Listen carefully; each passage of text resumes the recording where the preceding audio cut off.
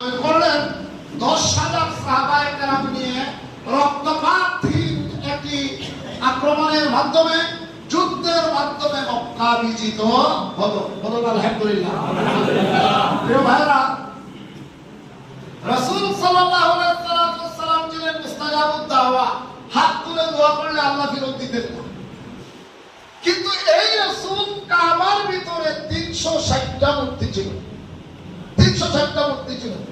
মক্কায় অবস্থানকালীন সময়ে 13 বার, মদিনাতে যাওয়ার পরে আরো 4 বার তিনি উমরা করতে মক্কা শরীফে এসেছেন।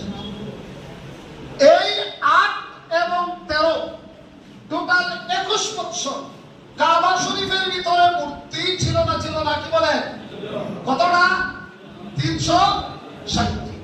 360টি মূর্তি কাবার ভিতরে রেখে রাসূল তওয়াফ করতে বাধ্য হলেন। কারণ কি? ওনার হাতে ক্ষমতা নেই।